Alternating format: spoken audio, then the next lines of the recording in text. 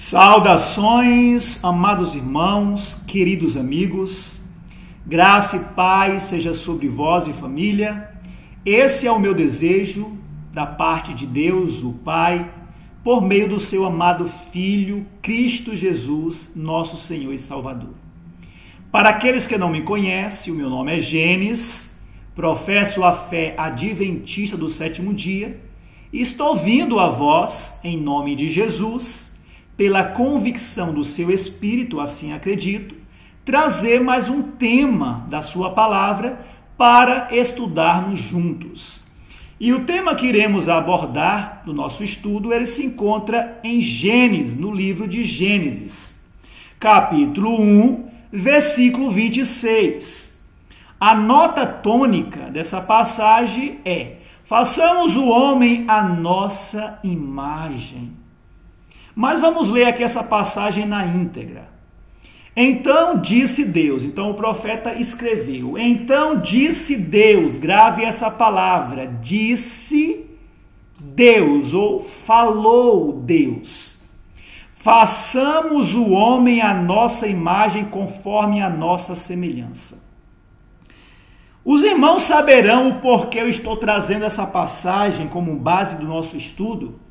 Ao decorrer do estudo, vocês saberão o porquê e para que eu estou abordando essa passagem, ok? Então eu convido aos meus irmãos, em nome de Jesus, que sejam humildes, né?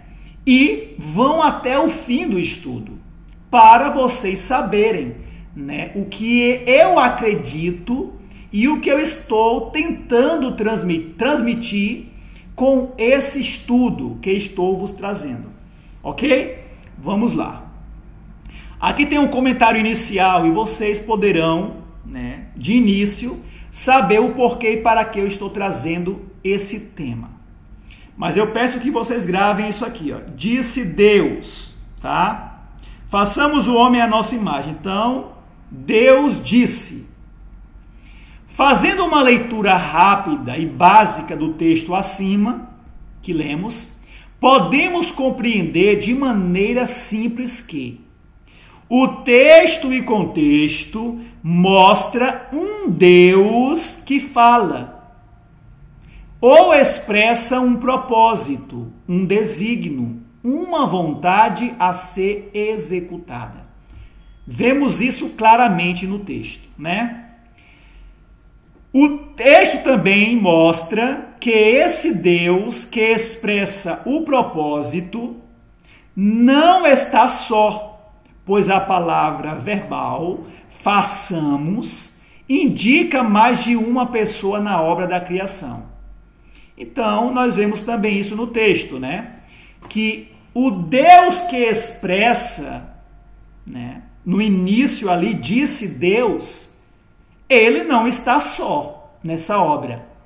Existe mais de uma pessoa ali. Porque ele diz, façamos. E também a palavra nossa imagem. Façamos é plural. Mas vamos continuar aqui. A questão que iremos estudar e debater nesse estudo é, prestem atenção na primeira pergunta.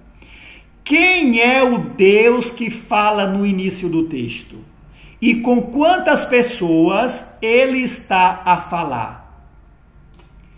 Ou seria como é ensinado aí? Que ali estava, que esse Deus ali descrito pelo profeta de Gênesis, aquele Deus constitui três pessoas, ou três deuses em um.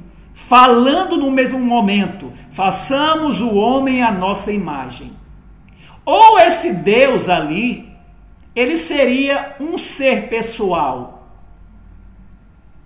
que fala, que expressa uma vontade para outra pessoa, ou possível, outras pessoas.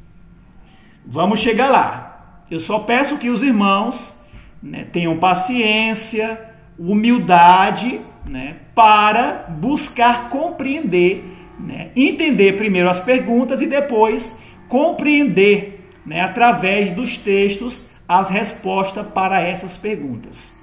Afinal, quantas pessoas participaram na obra da criação? Quem é o orador descrito na passagem? O que significa orador? Orador é aquele que expressa a vontade, ou expressa o desígnio ou o propósito. Quem é o orador descrito na passagem? Chamado de Deus, Elohim, que expressa sua vontade e propósito ao exclamar: façamos o homem à nossa imagem. Para quem o orador está se dirigindo ao expressar o propósito da criação? Para um ou dois seres. E aí, como entender isso? É isso que buscaremos entender. Quem planejou e designou a obra e quem a executou? Seria esse Deus seria um ser pessoal que planejou a obra e existia outro ou outros com ele ali que executou a obra? Vamos ver isso na palavra de Deus, né? Daqui a pouco colocaremos a palavra de Deus e ela nos dará essas respostas. Se o irmão ou a irmã amar a verdade acima de tudo e de todos e sinceramente examinar tudo o que será apresentado nesse estudo, poderá alcançar todas essas respostas e assim estará habilitada ou habilitado para comparar se está na plataforma da verdade ou na plataforma do engano. E aí, meu irmão? Vocês vão até o fim? Se vocês se permitirem ir até o fim, certamente vocês poderão ver isso, ok? Meus queridos irmãos, não sejam preconceituosos para receber e examinar uma mensagem, ainda que essa venha confrontar aquilo que estáis crendo no momento. Então não sejam preconceituosos, sejam como os bereanos, né? Cristãos inteligentes, humildes. Receba mais um conselho desse irmão aqui. Não é por estar na igreja que Deus ergueu e fez uma aliança que o erro e engano não seja introduzido no seu seio. Não sejamos presunçosos a pensar que o erro e o engano não pode estar em nosso meio. Vamos ser humildes e examinar tudo com muito cuidado, com muita humildade. Temos a história para nos deixar sempre vigilantes. Que o Senhor tenha de misericórdia de todos os humildes e sinceros de coração, e que buscam a verdade pura, como é em Cristo Jesus. Amém? Amém. O primeiro texto que vamos ler, ele também nos dá uma advertência e um conselho. Esse texto se encontra no livro O Outro Poder, da nossa querida irmã Ellen White, a profetisa do Senhor. E o Senhor nos diz através dos seus escritos: quando nova luz for apresentada à igreja, será perigoso rejeitá-la.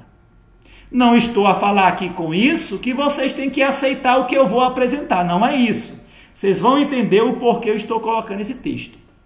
Recusar ouvir a mensagem por ter preconceito contra ela ou contra o mensageiro não servirá de desculpa perante Deus. É por isso que eu estou apresentando o texto. Nós temos que aceitar isso e cuidar, ok?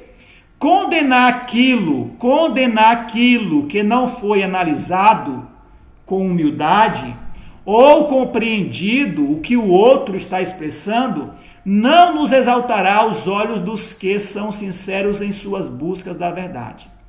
É loucura falar com desprezo a respeito dos que Deus enviou com uma mensagem verdadeira. Não estou a falar com isso, né? E dizer que vocês têm que aceitar a minha mensagem como verdadeira, mas ouvir com humildade, examinar se o que eu irei apresentar está em harmonia com o todo. Porque nós sabemos que podemos usar a palavra de Deus e aparentemente mostrar algo como verdade, que quando outros textos são apresentados, mostra que aquilo é um engano. Então vamos ficar atentos, tá bom, meus irmãos? Vamos lá, vamos dar continuidade. Introdução do estudo de Gênesis 1:26, né? Que é a base do nosso estudo. A forma verbal apresentada em Gênesis 1:26, né, plural, colocada no início deste verso, é usada por muitos teólogos que ensinam um modelo de trindade, onde o Criador seria formado por uma pluralidade de pessoas. Eu vou explicar o porquê.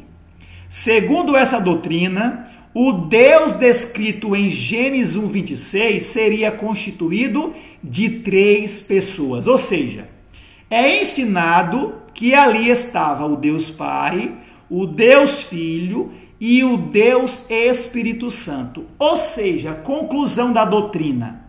Quando o profeta diz, e disse Deus, ali é 3 pessoas, dizendo, façamos o homem à nossa imagem. E não um ser pessoal dizendo para outro. Eles não creem assim. Eles creem que é 3 pessoas, 3 deuses em um, expressando, né, no mesmo tempo a declaração, façamos o homem à nossa imagem, ou seja, a imagem de 3 pessoas, ok? Vamos lá, seriam os 3 deuses declarando? Quando fala, e disse Deus, o que estava na cabeça do profeta? Quando ele escreveu em Gênesis, e disse Deus, esse Deus é constituído de 3 pessoas, dizendo, façamos o homem à nossa imagem, ou aquele Deus do início que fala, façamos o homem à nossa imagem, ele está falando, é um ser pessoal, falando para outro ser pessoal. E quem é esse ser pessoal que ouve essa fala do Deus que diz, façamos o homem à nossa imagem? Vamos lá. Vamos encontrar isso na palavra, vamos encontrar essas respostas na palavra de Deus. Eles fazem, esses teólogos, eles fazem essa interpretação do texto justamente porque a palavra Deus é Elohim no hebraico.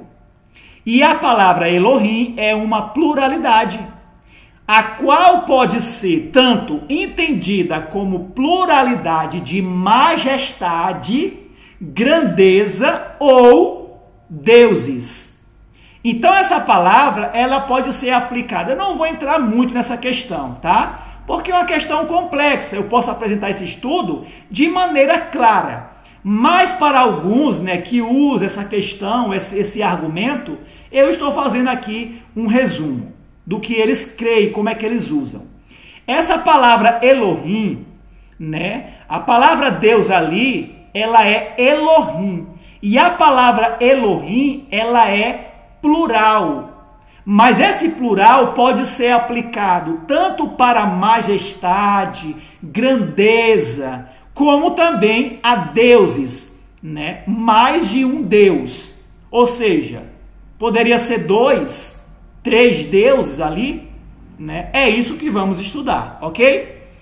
Aquele Deus que falou, foi 3 deuses falando, façamos o homem à nossa imagem, ou aquele Deus que fala é um ser pessoal, falando para outro ser?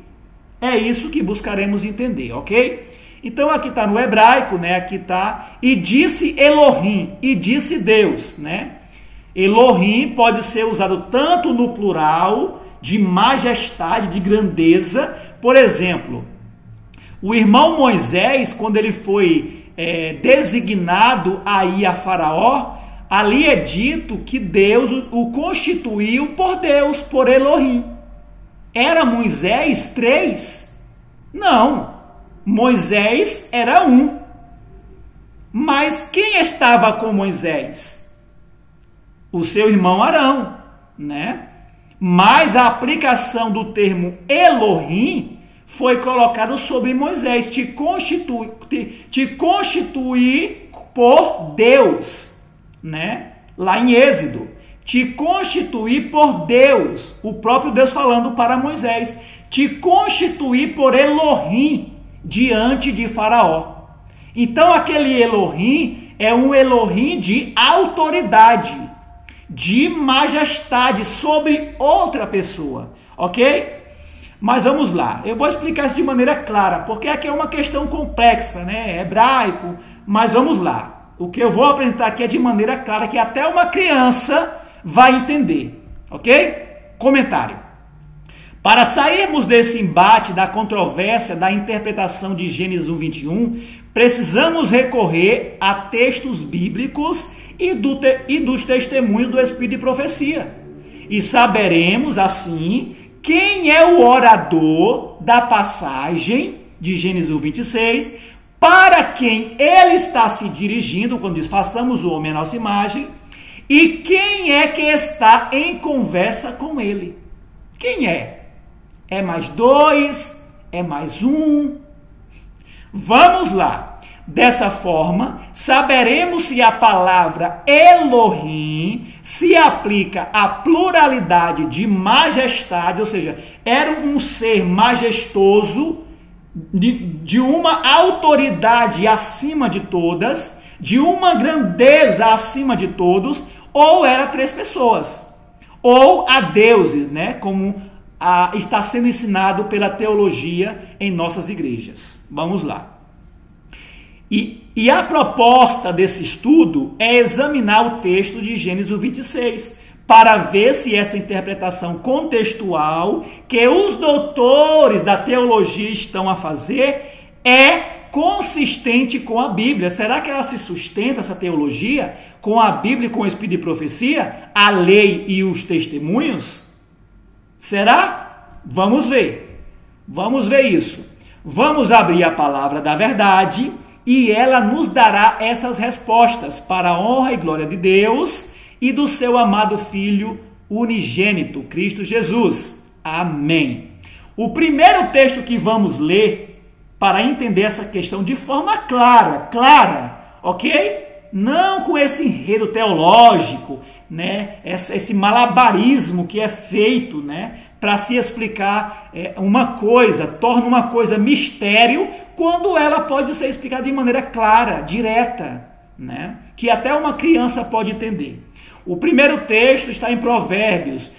Como era na mente do profeta, né, essa questão da criação, né, quem estava ali, né, quem planejou, quem executou, quem falou, né? Como era na mente do profeta? Vamos ler aqui, Provérbios 30:4, diz assim: os irmãos, para não abrir a Bíblia, vocês podem ler aqui, ok? Podem parar o vídeo ou depois do vídeo, né, e confirmar na Bíblia, né? Poderia, né, parar o vídeo se quiser e ver, né, as passagens, ou pode fazer isso depois do vídeo, ok? Quem subiu ao céu ou desceu? Quem juntou os ventos nos seus punhos? Quem amarrou as águas em uma roupa? Quem estabeleceu todos os confins da terra? Agora vem, preste atenção no último parágrafo. Qual é o seu nome e qual é o nome de seu filho, se podes dizer?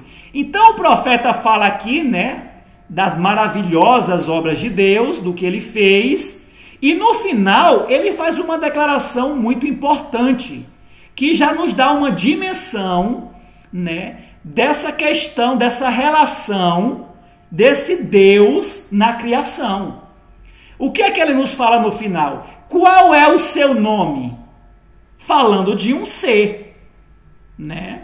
Porque ele faz várias perguntas. Quem subiu, né, e desceu? Quem juntou? Né? Quem amarrou? Quem estabeleceu?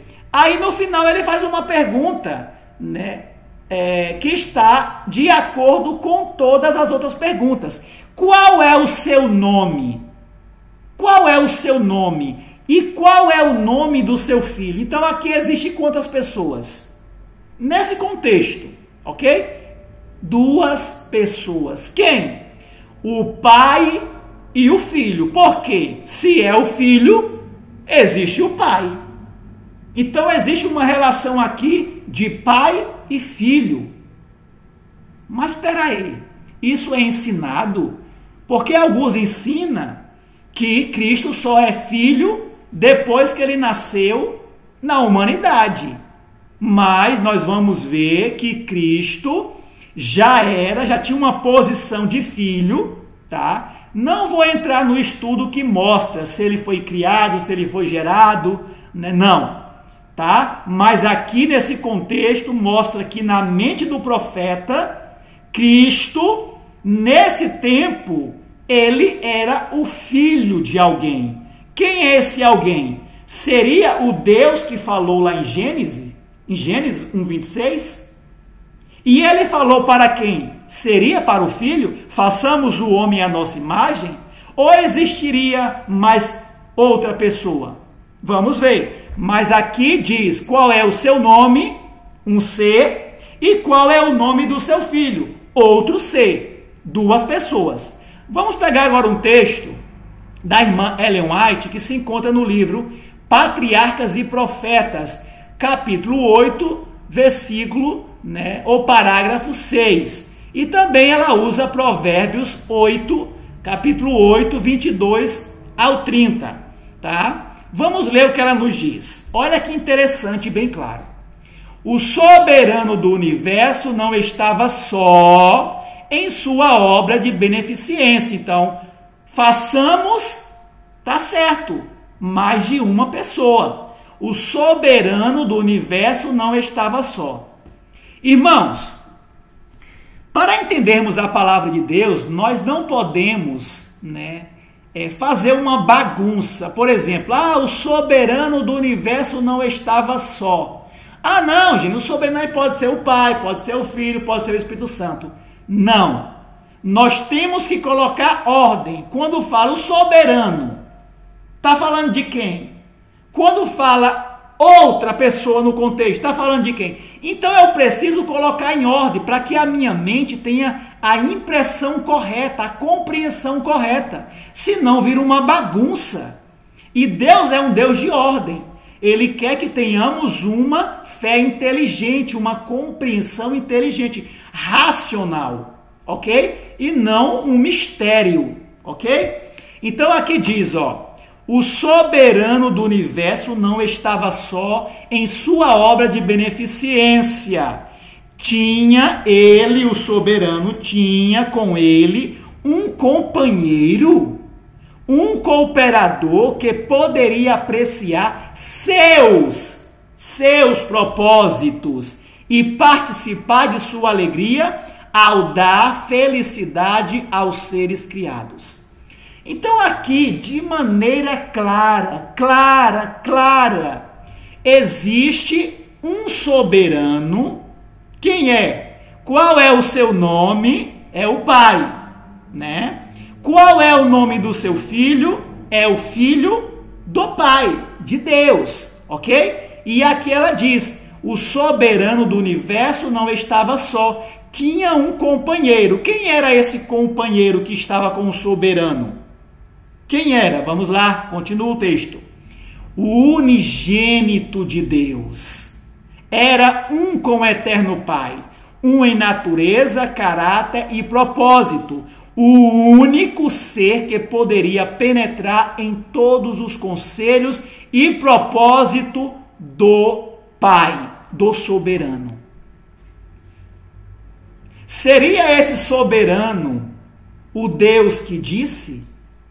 Seria esse unigênito, esse companheiro de Deus, do Pai, o que ouviu o Deus falar? Façamos o homem à nossa imagem?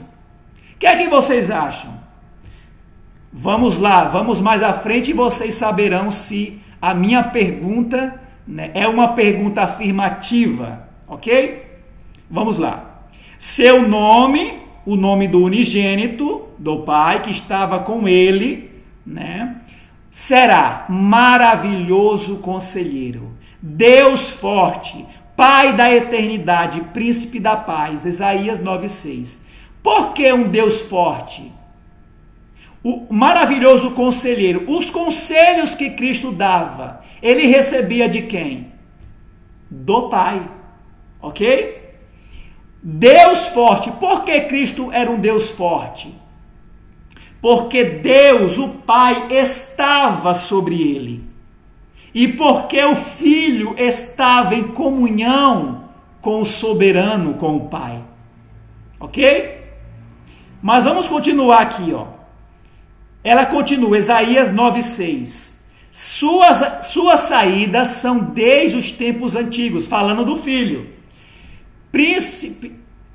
Suas saídas são desde os tempos antigos, desde os dias da eternidade, falando do Filho.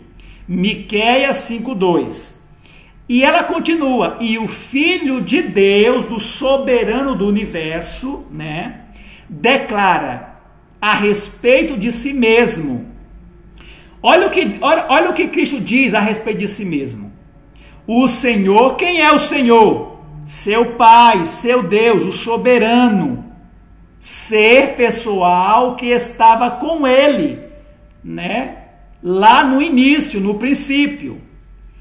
Olha o que Cristo diz. O Senhor, ou seja, meu Pai, me possuiu no princípio de seus caminhos e antes de suas obras mais antigas. Então a irmã Ellen diz que aqui é o próprio Cristo falando pela boca do profeta, né? E o Filho de Deus declara a respeito de si mesmo, em Provérbios aqui, ó, 8:22.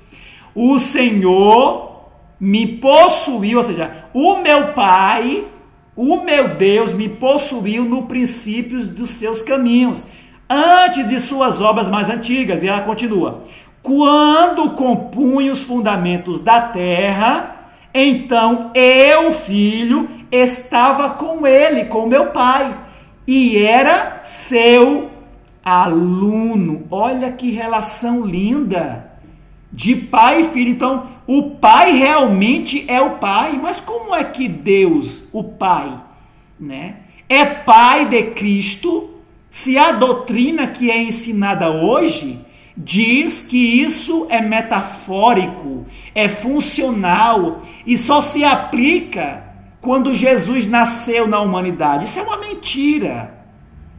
Jesus, ele já era Filho de Deus lá no princípio. Como isso pode ser explicado? Aí, em outro estudo, podemos entrar especificamente na questão de Jesus ser unigênito, Filho unigênito, gerado de Deus. Mas aqui vamos abordar essa questão. Quem estava na criação? Quem era o Deus que falou? Para quem ele falou? Ok? Então aqui o próprio Cristo diz, quando ele compunha os fundamentos da terra, então eu estava com ele e era seu aluno. E era cada dia as suas delícias, fogando perante ele em todo o tempo. Olha que declaração linda de Cristo. Essa aqui é a verdadeira relação de pai e filho que a Bíblia apresenta, que o próprio Cristo grita, né? Expressa, apresenta aos homens, ok? Mas vamos continuar. Em mais um livro aqui, ó, História da Redenção. O que é que nos diz a querida irmã Ellen White? O grande Criador, então aqui no texto acima ela diz, o soberano do universo, aplicando ao Pai. Aqui ela diz, ó, o grande Criador convocou as hostes celestiais para, na presença de todos os anjos, conferir honra especial ao seu Filho. E isso lá antes, ok? Não é depois do nascimento de Cristo aqui. Aqui era lá nos concílios celestiais, ok? Muito, muito antes. Então ela diz, Naquele tempo, né, o grande Criador, o Pai, convocou as hostes celestiais em algum momento ali para, na presença de todos os anjos, conferir honra especial ao seu filho perante os anjos. O que aconteceu? O filho estava sentado no trono com o pai. Aqui só existe dois, né? Mas vamos lá. E a multidão celestial de santos anjos reunida ao redor deles, pai e filho. O pai então fez saber que por sua própria decisão, autoridade, Cristo, seu filho, devia ser considerado igual a ele, assim que em qualquer lugar que estivesse presente seu filho literal, isto valeria pela sua própria presença. Ou seja, o pai, né, na sua grandeza, na sua soberania, marcou um concílio, uma reunião, um evento, para, pela sua própria decisão, conferir honra a Cristo, o seu Filho unigênito, o primeiro, ok? Diante da hoste angelical. Por que Deus fez isso? Em outro contexto, diz que foi porque já estava Deus na sua onisciência, já havia ali uma rebelião, um início de rebelião, que os anjos, alguns anjos, não queriam conferir a honra merecida a Cristo, ao Filho unigênito de Deus. Por isso o Pai convocou a todos e fez saber que onde o seu Filho unigênito estivesse, valeria como a sua própria presença. Ou seja, olhem, todos vocês devem adorar o meu Filho e obedecê-lo expressamente a sua palavra, porque ele é como se fosse eu diante de vocês. Então foi mais ou menos essa questão que foi declarada pelo próprio Pai. Mas ele continua aqui, ó. A palavra do Filho devia ser obedecida tão prontamente como a palavra do Pai. Seu Filho foi por ele, pelo Pai, ok? Investido com autoridade para comandar as hostes celestiais. Então o Pai fez saber, com a sua autoridade na hierarquia celestial, ele falou, ele disse, o meu filho, vocês precisam adorar o meu filho, respeitá-lo, pois a presença dele vale como se fosse a minha própria presença. Vocês têm que obedecer a palavra dele como se fosse a minha própria palavra. Essa é uma ordem celestial que eu dou. Então, mais ou menos foi isso nas palavras do profeta, o que aconteceu ali. Mas vamos continuar. Especialmente devia seu filho unigênito, o primeiro, trabalhar em união com ele, com o Pai, com o soberano, com o grande, né? Na projetada criação da terra e de cada ser vivente que devia existir sobre ela. Então você veja que todo esse contexto aqui, essa convocação foi antes. Então, essa honra especial que o Pai conferiu ao Filho foi antes da criação. Aí depois ela fala, especialmente devia seu Filho trabalhar em união com ele, duas pessoas, na projetada criação da terra e de cada ser vivente que devia existir sobre ela. O Filho levaria a cabo sua vontade. De quem é a vontade? Do Pai. O Filho levaria a cabo, ou seja, iria executar a vontade e propósito do Pai, mas nada faria por si mesmo. Olha que declaração! Então você veja que há uma hierarquia.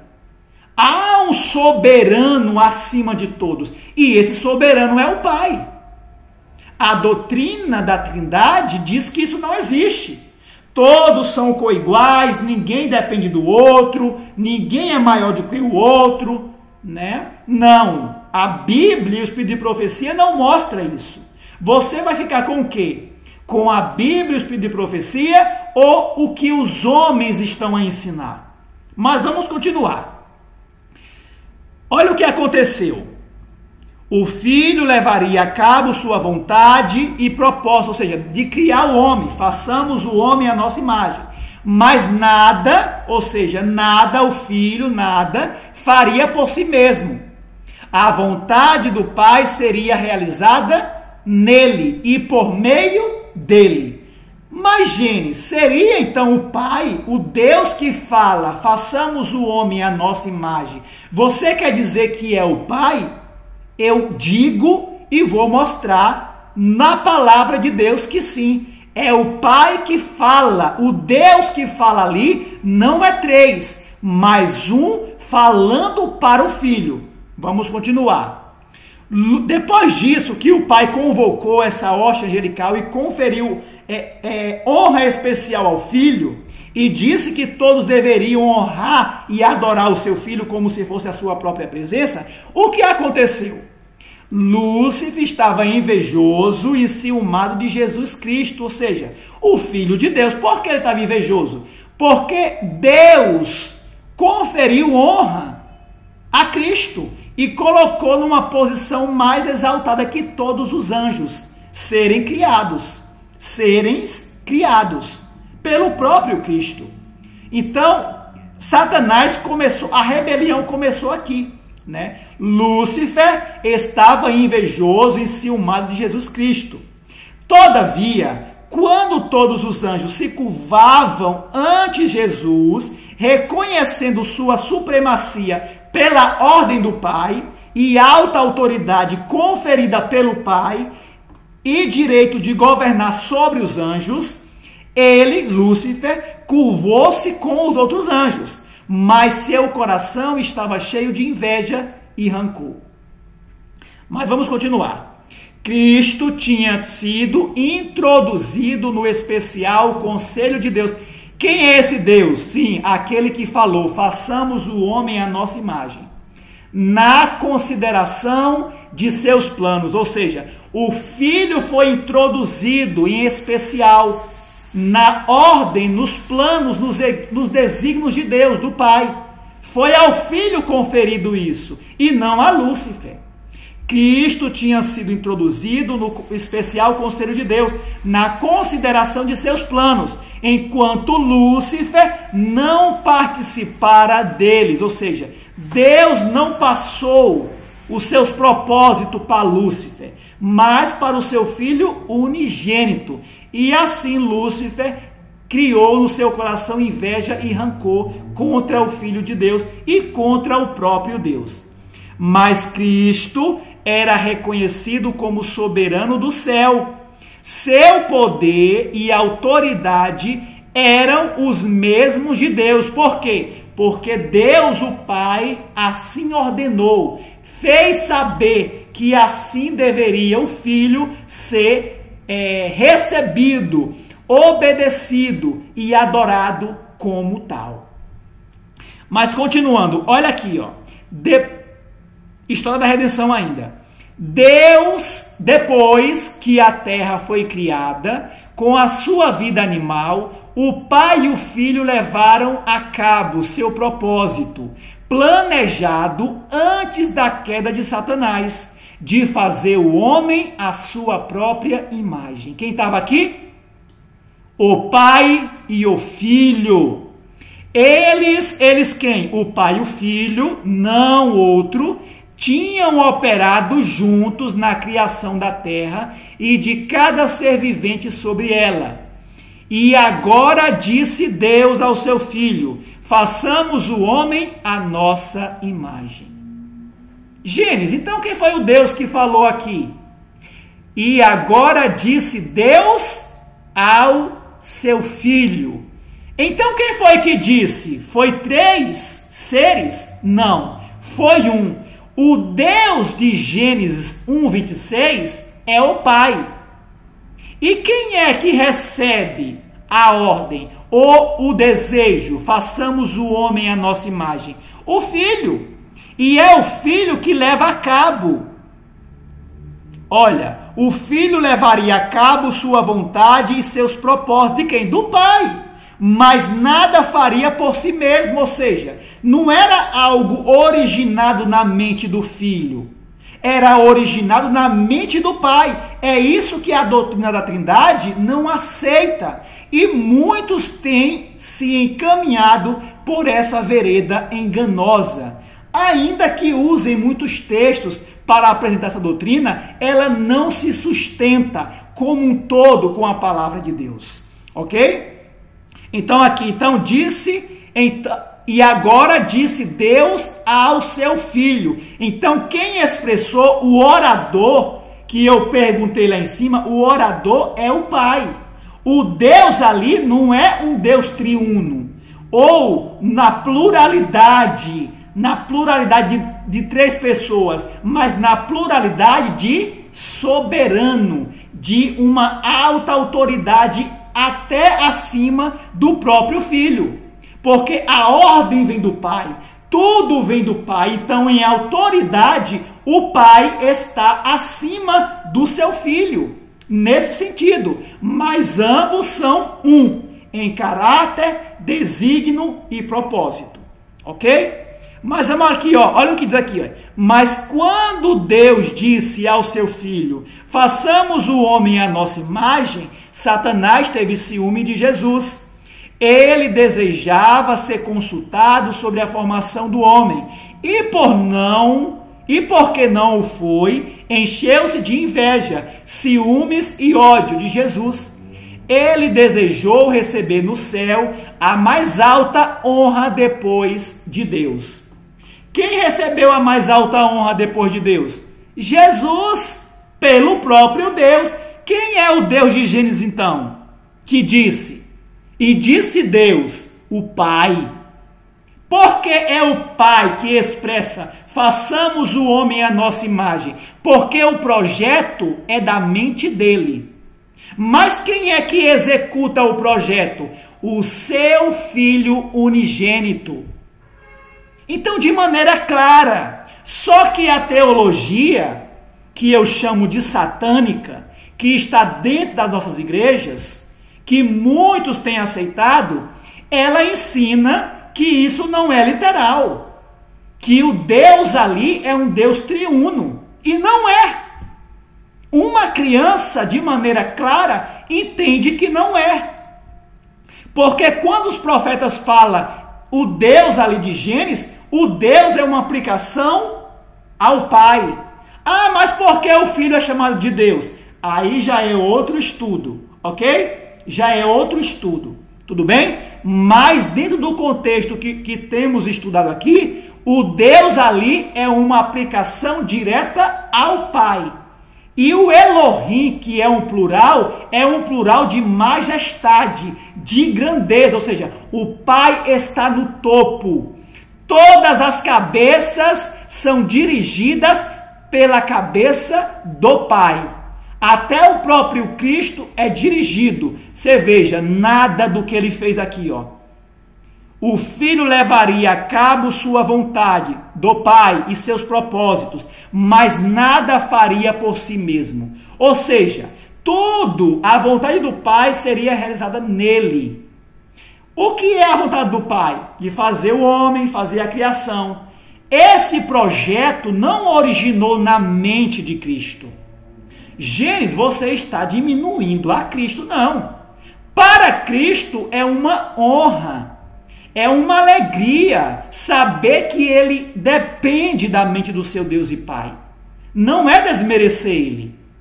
Desmerecer ele é colocar ele numa posição inferior, que é uma posição de qualquer criatura, anjos e homens. Mas a posição que ele está é do Filho unigênito de Deus, o único ser em todo o universo que pode penetrar primariamente nos conselhos e propósitos do soberano Deus, o Pai.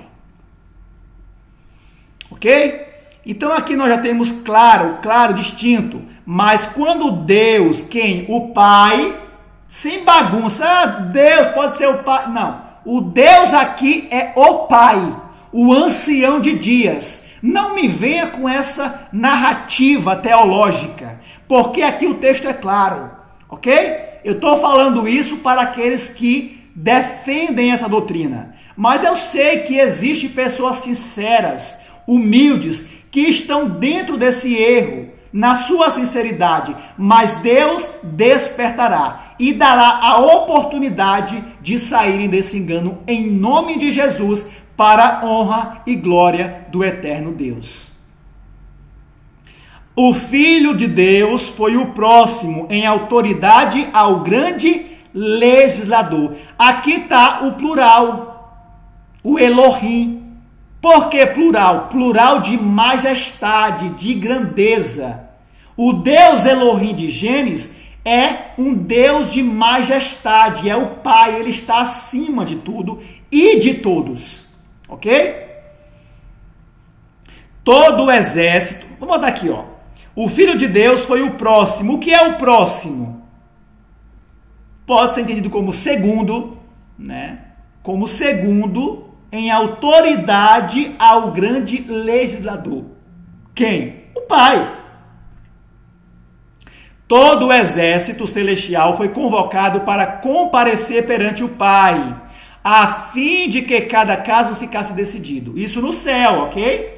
Satanás ousadamente fez saber sua insatisfação por ter sido Cristo preferido pelo Pai no lugar dele.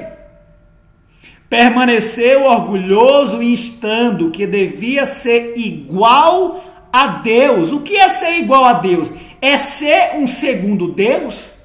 Não. Quando diz que Cristo é igual a Deus, não é como a Trindade ensina. Cristo queria ser igual a Deus. Olha aqui, ó. Satanás permaneceu orgulhoso, instando, ou seja, desejando que devia ser igual a Deus. O que significa isso? Introduzido a conferenciar com o Pai e entender seus propósitos. Então isso é ser igual a Deus. Cristo é igual a Deus. Ele é Deus nesse sentido, porque ele participa e executa os propósitos de Deus, que é o seu próprio Deus e Pai. Satanás invejou dessa posição de Cristo, de estar ao lado, segundo, ao lado do Pai, recebendo dele e executando suas ordens. Ele não queria receber ordem de Cristo, ele queria receber ordem direta do Pai. Essa foi a rebelião primária de Satanás. Quando ele viu que Deus, o Pai, não daria essa posição a ele, aí ele se rebelou também contra o próprio Deus. Mas primariamente, ele não queria se submeter a Cristo. Ele queria ir ao Pai, receber as ordens do Pai, obedecer e executar sobre os anjos, ok? Então vamos lá. Deus informou a Satanás que apenas a seu filho ele revelaria seus propósitos secretos e que requeria de toda a família celestial e mesmo de Satanás que lhe rendesse implícita e inquestionável obediência, mas que ele, Satanás, tinha provado ser indigno de ter um lugar no céu. Então você veja, quando Satanás queria ser igual a Deus, significa que ele queria o lugar de Cristo. Por quê? Porque apenas a Cristo, seu Filho, o Pai revelaria seus propósitos secretos. Você entende? Só um minutinho, irmãos. Então você veja que há uma relação literal de pai e filho. Há uma hierarquia celestial, onde o pai é soberano sobre o filho. E que o filho tem a autoridade do pai para dirigir toda a hostes celestial. e aos homens, às criaturas, que foram criadas pela sua própria mão. Ok? Então nós já temos aqui a dimensão que quem falou para se fazer o homem à sua imagem e criar todas as coisas foi o Pai. O projeto vem do Pai. Mas quem foi que criou? O próprio Cristo. Foi o próprio Cristo que foi lá e executou a vontade e propósito de Deus. Aquele que falou, façamos o homem à nossa imagem. Isso é muito claro. Quem quiser combater essa verdade está combatendo contra a própria palavra de Deus. E muitos estão fazendo isso. Olha o que diz mais um texto aqui, ó. Deus é o Pai de Cristo. Cristo é o Filho de Deus. E quando ela fala isso aqui, não é no nascimento de Cristo. É na vida divina dele. Ele já era filho de Deus. E se ele era filho de Deus, ele era submisso a esse Deus. E a doutrina da Trindade não aceita isso. Não reconhece isso. Ok? A Cristo foi atribuída uma posição exaltada por quem? Pelo Pai. Foi feito igual ao Pai. Então, ser igual ao Pai não é ser um segundo Deus da Trindade. Ser igual ao Pai, quando eu e o Pai somos um, é em desígnio, é em caráter, é em propósito. Por quê? Porque os atributos do Pai, a divindade do Pai, está plena em Cristo Jesus, seu amado Filho unigênito. Ok? Cristo participa de todos os desígnios de Deus. Então, quando Satanás desejou, o pai então fez saber que... O Pai então fez saber que por sua própria decisão, Cristo, seu Filho, devia ser considerado considerado igual a ele. Aqui, ó, Satanás queria o quê? Satanás permaneceu orgulhoso, depois que o Pai conferiu a ele, né, ser igual ao Pai. Satanás permaneceu orgulhoso e instando que devia ser igual a Deus. E introduzido a conferenciar com o Pai e entender seus propósitos. Deus, o Pai, informou a Satanás que apenas em todo o universo, apenas um ser poderia, né, seu filho poderia conhecer ou entender os seus propósitos secretos. Mas espera aí, Gênesis. Se Cristo, né, se era propósito secreto e Deus revelaria apenas a Cristo, então Cristo não sabia. Mas se ele não sabia, ele não era onisciente, Gênesis. Aí está o confronto com a doutrina da Trindade, porque a doutrina da Trindade não quer reconhecer isso. Reconhecer o que a palavra diz. Somente a Cristo, Deus, o Pai, revelaria os seus propósitos secretos. Satanás se invejou e queria o lugar de Cristo. Ele queria ser igual a Deus e estar ao lado direito de Deus, que era a preeminência do Filho unigênito. Então, Cristo era igual ao Pai perante os anjos e perante nós aos homens agora, porque a ele é conferido todo o propósito, toda a autoridade, todo o poder do Pai está em Cristo. E o Pai ordena que tanto anjos como homens o adorem. É uma ordem do Pai e deve ser obedecida. Não porque ele é um segundo Deus da Trindade, mas porque ele é o Filho unigênito do Pai. Ok? Mais um texto. O pecado originou-se com aquele que, abaixo de Cristo, fora o mais honrado por Deus. Entende que existe uma hierarquia celestial? Aqui está falando de Cristo divino, puramente divino. Ele não tinha ainda assumido a humanidade. Aqui está falando de acontecimentos no céu, antes de Jesus baixar à terra, como ser humano, ok? Então o pecado originou-se com aquele que, abaixo de Cristo. Então na hierarquia, como era?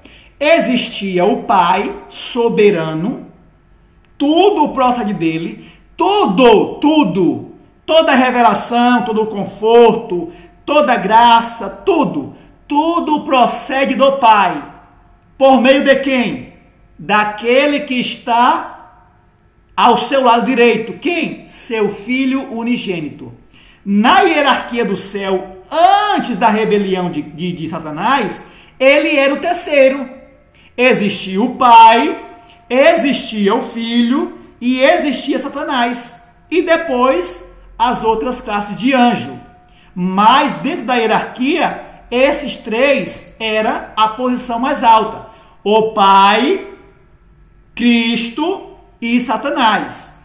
Hoje quem ocupa o lugar de Satanás é o anjo Gabriel, ok? Então vocês têm que aceitar que existe uma hierarquia, e a doutrina da Trindade destrói essa hierarquia, destrói o Pai como Deus único, como soberano, como ancião de dias, ok? O pecado originou-se com aquele que, abaixo de Cristo, for o mais honrado por Deus. Então Deus honrou a Cristo, colocou numa posição acima do ser criado, que era Lúcifer, criado pelo próprio Cristo, amando pelo propósito do Pai, ok? Aí continua: cobiçando a honra que o infinito Pai conferida ao seu Filho unigênito, primeiro, esse princípio dos anjos aspirou, desejou, cobiçou. Esse príncipe dos anjos aspirou, né, que significa desejou, cobiçou ao poder que era prerrogativa de Cristo, o unigênito de Deus, unicamente fazer uso. Então somente a Cristo foi dada essa ordem, essa autoridade, essa honra pelo Pai. Em todos os concílios de Deus, o ancião de dias, o Pai, Cristo, seu Filho unigênito, tomava parte, mas Lúcifer não era permitido entrar no conhecimento dos propósitos divinos do Pai, somente Cristo. Por quê? Perguntava o poderoso anjo: deveria Cristo ter a supremacia? Ele perguntava, né? Por que ele é assim honrado pelo Deus único e pessoal, o Pai, acima de mim? Era uma pergunta que ele questionava, né? Então você veja que a inveja de Satanás não era para ocupar o lugar de Deus, do Pai. Ou seja, que o Pai deveria ser submisso a ele. Não. Ele queria estar à direita do Pai, porque ele sabia que o Pai era soberano. Ele sabia disso. Ele poderia ocupar o lugar de Cristo, por saber que era o Filho de Deus, e ele dizia: não, se eu também sou filho, né, eu também posso ocupar esse lugar. Então ele cobiçou primariamente a posição do Filho. Depois que ele viu que o Pai não daria a ele essa honra de ficar no lugar de Cristo, do seu Filho unigênito, aí ele se rebelou também contra o Pai. Ok? Então foi assim, que não é explicado nas igrejas. Nem o pode fazer isso, né? Porque derrubaria a doutrina que pregam. Tão logo Deus, quem? O Pai, através de Jesus Cristo, criou o nosso mundo e colocou Adão e Eva no jardim do Éden. Quem era o Deus que falou ali? E disse Deus: façamos o homem à nossa imagem. O Pai! Quem foi que executou? Quem foi que ouviu? Quem foi que ouviu o Deus que falou, o Filho. E ele fez o quê? Executou a ordem, façamos o homem à nossa imagem. Então o plano veio de Deus, do Pai. E esse Pai executou essa obra, ele mesmo? Foi ele que foi lá e executou? Não. Então logo Deus, o Pai, o ancião de dias, através de Jesus Cristo, seu Filho, criou o nosso mundo e colocou Adão e Eva no jardim do Éden. Gênesis, isso está de acordo com a Bíblia? Vamos ver. Hebreus 1 e 2. E havendo Deus, 3 ou 1, antigamente falado muitas vezes e de muitas maneiras aos pais, pelos profetas, a nós falou-nos nesses últimos dias pelo Filho, a quem constituiu herdeiro de tudo, por intermédio de quem fez também o mundo. Por intermédio. Então, o Criador soberano é o Pai. Por quê, Gênesis? Porque o plano da criação, todo o projeto, nasceu, originou na mente do Espírito do Pai. No Espírito Santo do Pai originou. Na mente santa do Pai. E por meio de quem? Por meio do qual Espírito? Do Espírito do Filho, da mente do Filho, o Pai executou, efetuou toda a obra da criação. Por meio de Cristo, para Cristo, Deus efetuou tudo. Por meio dele e para ele. Amém. Esse é o amor de Deus, né? Em conferir tudo para o seu Filho unigênito. Por meio de Cristo, por meio, a palavra por meio, como está lá, né, na Bíblia, quer dizer o quê? Que um ser antecede. Se eu falo por meio, é porque existe alguém atrás. Por meio de alguém, alguém fez algo. Ou seja, por meio de Cristo, o Pai, o Deus único e pessoal, efetuou a criação de todos os seres celestiais e também dos homens. Então você veja que o Pai, existia quem na eternidade? O Pai e o Filho. Quem era Cristo? O Filho unigênito de Deus na eternidade, antes que os anjos fossem criados. Já existia com o Pai. Mas, gente, como foi isso? Eu não vou entrar nessa questão do gerado, ok? E isso pode ser feito em outro estudo, ok? Mas aqui eu estou mostrando o quê?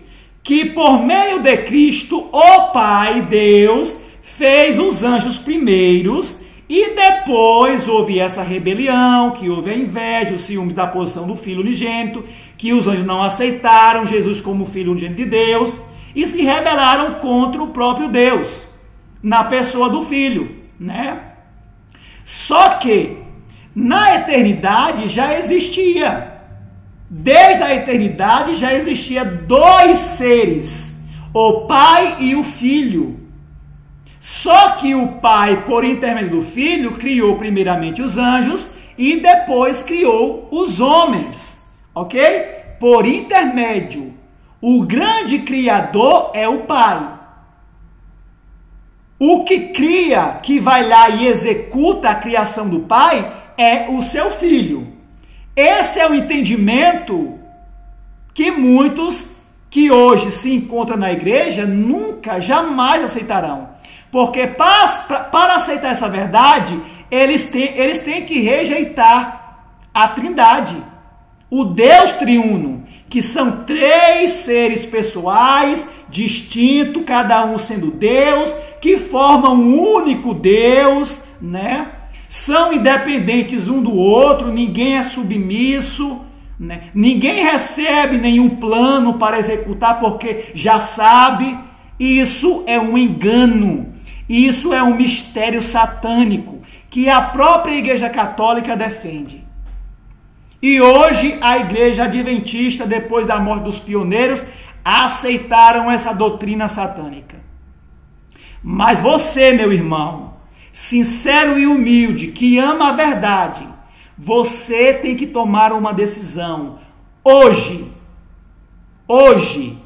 de estudar a palavra de Deus e compreender essa questão, e ter a convicção, e agora tomar suas decisões como ser inteligente, ok? Na criação do homem foi manifesta a intervenção de um Deus pessoal. Gênesis, esse Deus pessoal se aplica a uma pessoa ou a 3 pessoas? Vamos continuar lendo. Quando Deus, ou seja, o Deus pessoal, fez o homem à sua imagem, a forma humana estava perfeita em toda a sua distribuição, mas sem vida. Então, um Deus pessoal, que tem vida em si mesmo, soprou nessa forma o fôlego da vida, e o homem tornou-se um ser vivente, respirando e dotado de inteligência. O homem tornou-se ser vivente. Agora entra. Por meio de Jesus, um Deus pessoal, quem? O Pai, como vimos antigamente ali atrás, criou o homem e dotou de inteligência e vigor. Mas Gênesis aqui diz que esse Deus pessoal foi ele que soprou nas narinas. Mas não foi Cristo que estava lá? Pessoalmente fazendo ali o homem? Não foi ele que soprou? Aí que está a questão do engano. Quando fala que foi o Deus pessoal que soprou, está falando do Pai. Só que esse Pai estava na pessoa de quem executando? Do Filho.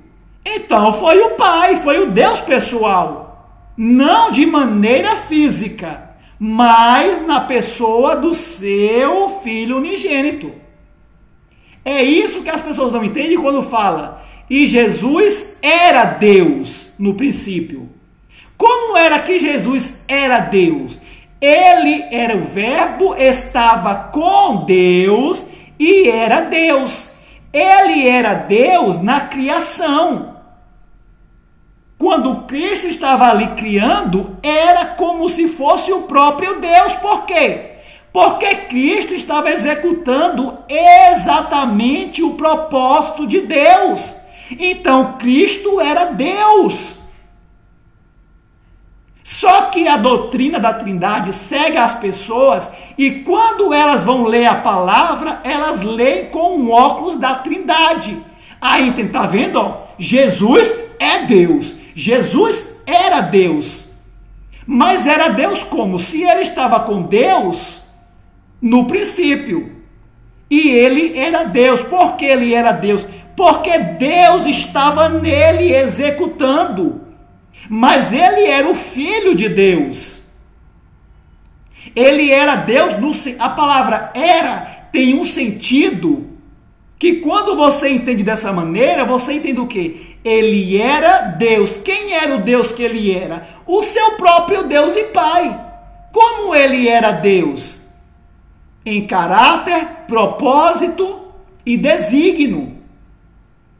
Ele era Deus no plano, no caráter do próprio Deus que estava acima dele, que projetou o princípio da criação.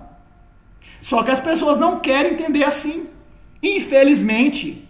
Olha quem é um Deus pessoal. Existe um Deus pessoal, o Pai, o Pai. Existe um Cristo pessoal, o Filho do Deus pessoal. Mensais Escolhidas 1, 293.1. Não sou eu que estou falando, vá lá e confirme. Se você crê que Deus falou através da profeta do Senhor, a irmã Ellen White, vá nos livros, sejam bereanos. E não acredite em doutores da lei, mas aquele homem é sábio, ele é douto no falar. Engano. Os judeus, os escribas também tinham esse doutorado. essa autoridade de sabedoria humana, não divina, porque a divina está aqui, ó. Deus contemplou a obra de suas mãos. Quem é o Deus? Não vamos fazer bagunça. Aqui é o Pai, o ancião de dias, o Pai de Cristo.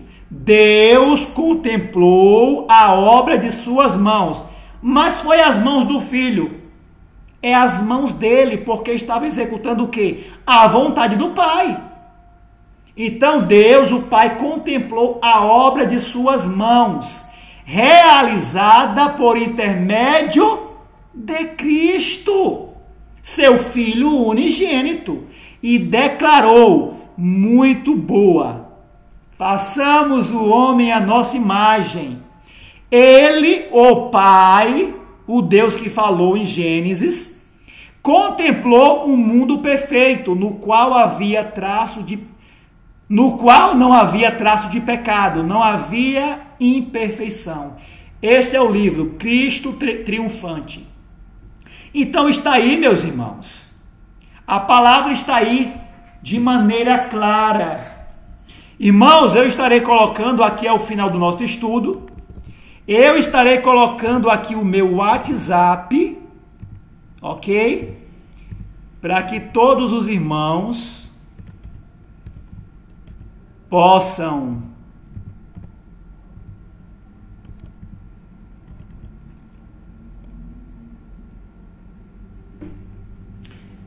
se tiver alguma dúvida, entrar em contato comigo, tá? É o 6799